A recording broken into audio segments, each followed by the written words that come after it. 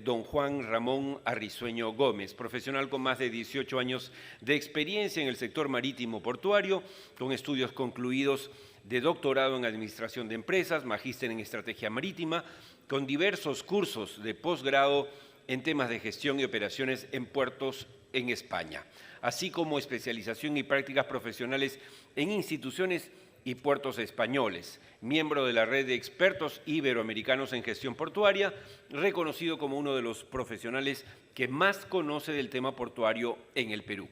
De los 18 años de experiencia en el sector marítimo portuario, 12 años laboró en la Empresa Nacional de Puertos ENAPU, donde fue presidente de directorio de la empresa, gerente general, jefe de proyectos de modernización del Puerto del Callao y director de capacitación portuaria. Hay mucho más para decir sobre él y su trayectoria, pero el tiempo nos está ganando, estoy seguro que lo entenderá.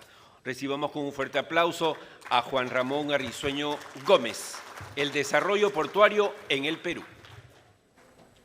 Gracias, muy amable. En principio, agradecer la invitación. Para mí es un honor estar acá en este auditorio y voy a tener que hacer un acto de magia para reducir mi exposición.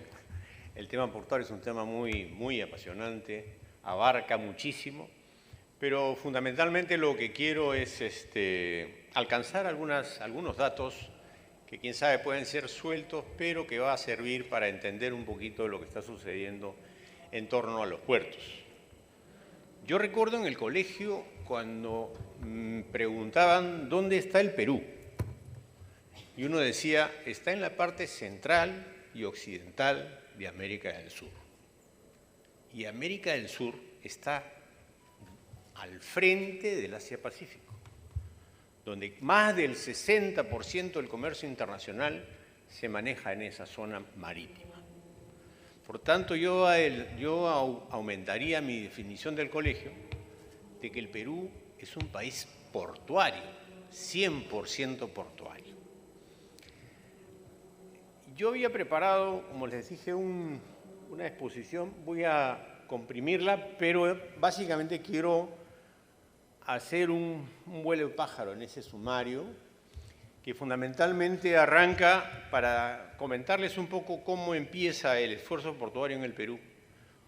Por supuesto que el primer puerto que se hizo en el Perú en la época de la conquista, estamos hablando de Paita, pero yo me quiero correr un poco hasta los años 60, ¿no? Los puertos en los años 60 eran puertos fundamentalmente de lanchonaje, es decir, los barcos llegaban, fondeaban, llegaban su ancla, y del muelle iban unos lanchones llevando la carga al buque y en el mar hacían la operación. Eso poco a poco fue evolucionando y ya más o menos entre el 60 y el 80 no había un concepto claro de cómo gestionar los puertos. Los puertos eran gestionados al estilo del gerente de turno.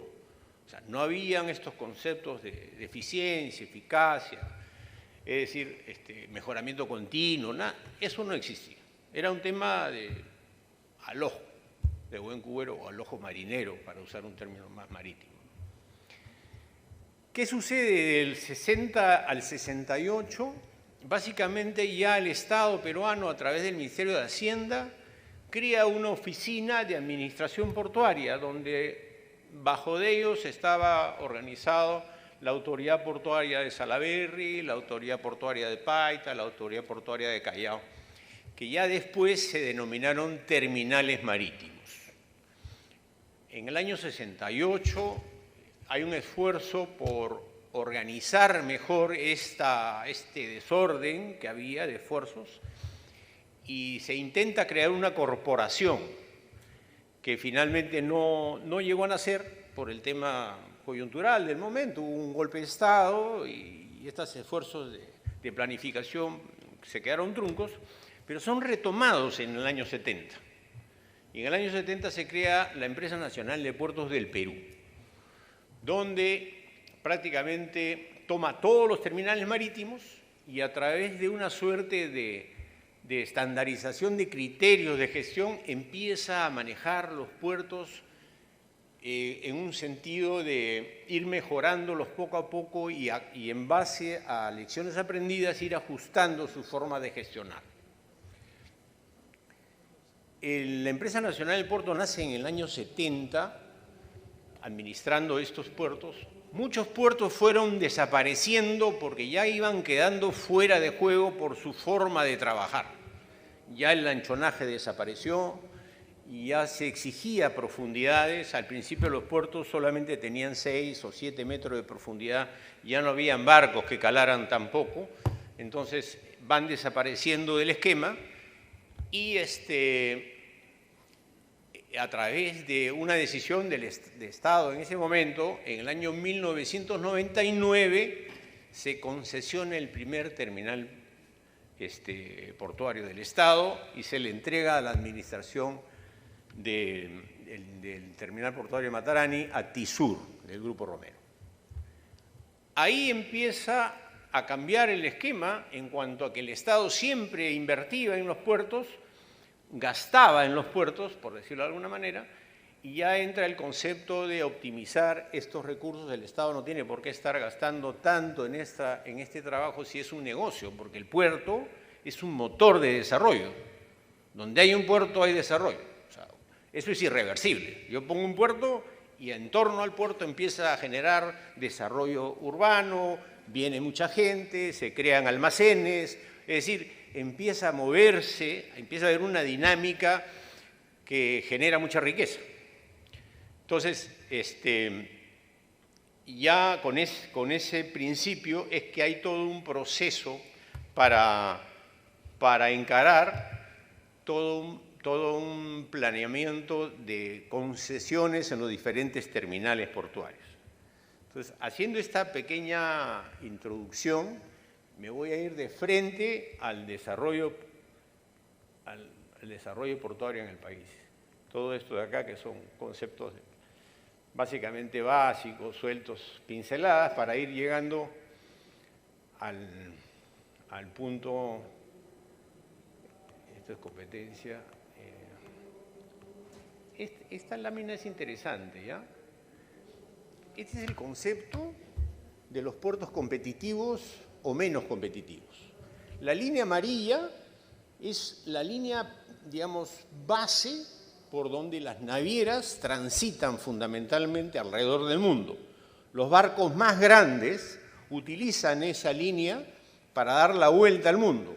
Todos los puertos que están en torno a esa línea son estos grandes puertos que nosotros, no sé, hemos bautizado a todos megapuertos, pero para ser megapuertos hay que tener una serie de condiciones que acá en el país no hay ninguno, por si acaso.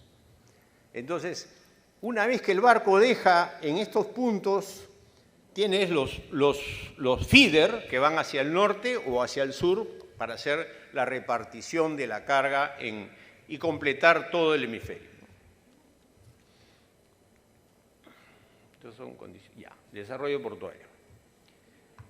En el año 2003 se crea la Autoridad Portuaria Nacional y eso es un poco su perfil, qué es, para qué. Y hace una labor bastante buena en el sentido de llevar adelante todo lo que es los procesos de concesiones, pero bajo un error que para mí me parece que es fundamental, y es tratar de gobernar los puertos desde Lima, desde el Callao.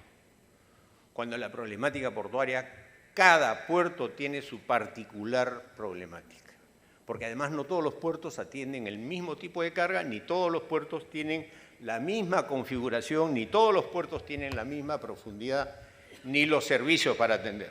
Entonces, en algún momento, conversando con Fernando, en una propuesta que le planteé, era, ¿por qué no descentralizar la Autoridad Portuaria Nacional y crear en el norte, en el centro, en el sur y en el oriente autoridades, pero que impulsen el desarrollo logístico portuario de su zona y que entre ellos compitan?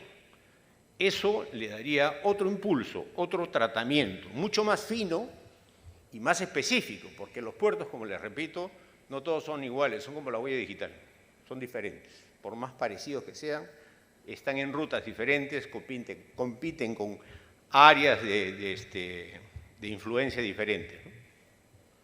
Entonces,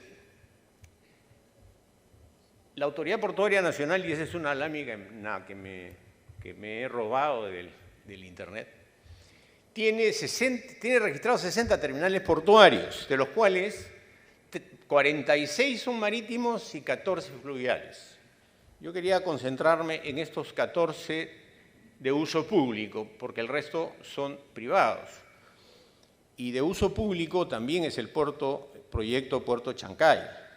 El Puerto Chancay es el puerto ideal para un país como el nuestro.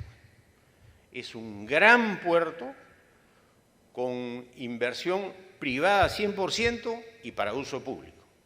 Ojalá todos fuesen de esa manera, ¿no? Entonces,